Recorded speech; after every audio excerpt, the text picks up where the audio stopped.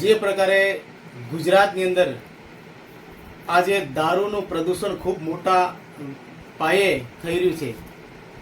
લાંબા સમયથી ગુજરાતની અંદર જે દારૂનો આજે હેરાફેરી થઈ રહી છે, દારૂનું ખૂબ મોટું પ્રદૂષણ ફેલાઈ રહ્યું છે. એની સાથે સાથે સમગ્ર ગુજરાતની અંદર ડ્રગ્સનું પણ મોટું પ્રદૂષણ વધી રહ્યું છે. ત્યારે કહેવા માંગીએ, અત્યારે લેટેસ્ટ એક કિસ્સો બન્યો છે, ખૂબ જ ઘટના બની છે દુઃખદ. જે ભાવનગરની અંદર કેટલાક લોકો નકલી દારૂ પીને મૃત્યુ પામ્યા છે. આજે 9 જેટલા વ્યક્તિનું મરણ થયું છે અને ઘણા બધા અત્યારે સિરિયસ પણ છે. કેટલાક લોકોને હોસ્પિટલમાં એડમિટ પણ કરવામાં આવ્યા છે. પણ અત્યાર સુધી ગુજરાતની અંદર દારૂનું વેચાણને જે પ્રવેશ કરવાનું છે એ સરકાર બંધ નથી કરી શકી. આજે ગૃહ ખાતું આખું એમાં ઇન્વોલ્વ હોય એવું દેખાઈ રહ્યું છે. આજે કેટલાક લોકોનો જીવ ગુમાવવો પડ્યો, કેટલાક માતા બહેનનો જે ખોડો ઉજાડવાનું કામ કર્યું છે. આજે દુઃખદ ઘટના છે. ગુજરાતની અંદર દારૂબંધી છે. ગુજરાતની અંદર આજે ગાંધીના ગુજરાતની અંદર દારૂબંધી હોવા છતાં આ દારૂ આવે ક્યાંથી?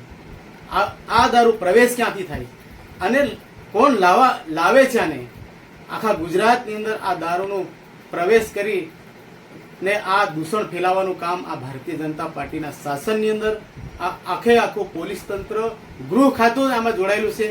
એ લોકો એવું કરે છે, બુટલેગરો સાથે સાઠગાંઠ કરી લે છે, વહીવટો કરી લે છે. સમગ્ર ગુજરાતની અંદર આ દારૂ ફેલાવવાનું કામ આ ભારતીય જનતા પાર્ટીના શાસનની અંદર તમામ એનું તંત્ર ગોઠવાયેલું છે.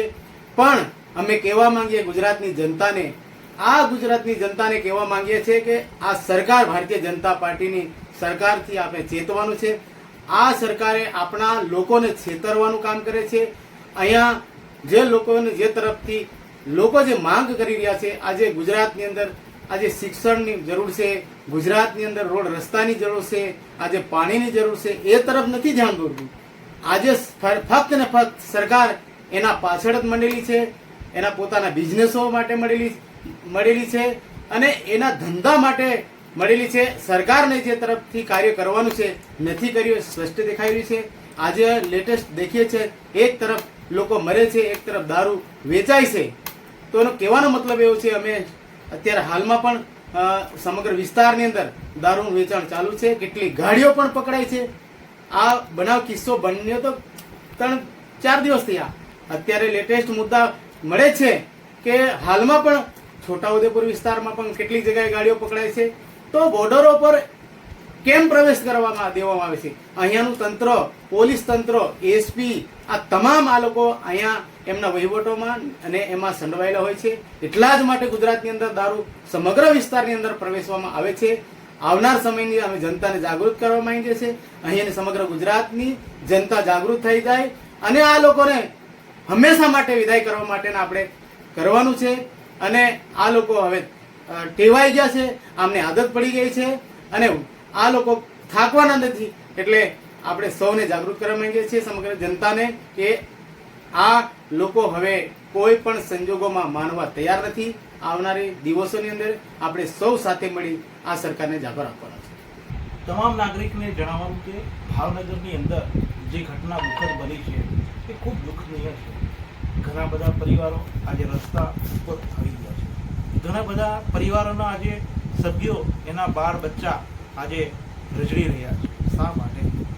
એક વ્યસનને કારણે, એક દૂષણને કારણે. ગુજરાતની આ ભાજપા સરકાર આ દૂષણ રોકવામાં તદ્દન નિષ્ફળ નીવડી છે. આવી ભૂતકાળમાં પણ ઘણી બધી ઘટના બની ચૂકી છે. ત્યારે તાજેતરમાં બનેલી ઘટનાના સંદર્ભમાં વાત કરું તો ભાવનગરની અંદર અત્યારે 9 જેટલી વ્યક્તિઓ મૃત્યુ પામી અને 20 થી 25 લોકો અત્યારે સારવાર પણ લઈ રહ્યા છે. અને ઘણા એવા જે આ જે ઝેરીલી દારૂ પીધી છે એના નશાની અંદર એ લોકો અત્યારે દવાખાને પણ જઈ નહીં શક્યા. એવા પણ અમુક દર્દીઓ છે. તો સાથીઓ, આ ભાજપાની સરકાર આવું ક્યાં સુધી ચલાવશે? ક્યાં સુધી આ તંત્ર આવી રીતે ચાલશે? આના માટે જવાબદાર કોણ? જનતા પૂછે છે. ભાજપાની સરકાર, તમારે જાગવાની જરૂર છે કે જ્યારે આવા પ્રશ્નો બનતા હોય છે તો દારૂ કોણ બનાવે છે, દારૂની હેરાફેરી કોણ કરાવે છે, દારૂના હપ્તા કોણ લે છે, આ હપ્તાગીરી કોણ પહોંચાડે છે, આના વિશે તમારે જાગવાની જરૂર છે.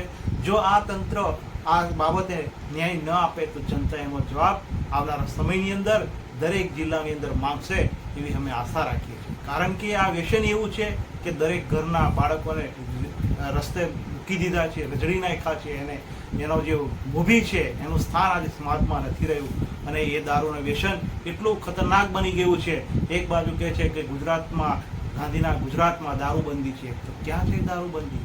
તાજેતરમાં તમે જુઓ ઘણા બધા વિસ્તારોમાં દારૂની ગાડીઓ ભરેલી પકડાય છે. તો શા માટે પકડાય છે? કેમ? આ જનતાનો સવાલ છે કે જનતા શું ઈચ્છે છે કે દારૂ કેમ પકડાય છે અને શા માટે હેરાફેરી થઈ રહી છે, કેમ?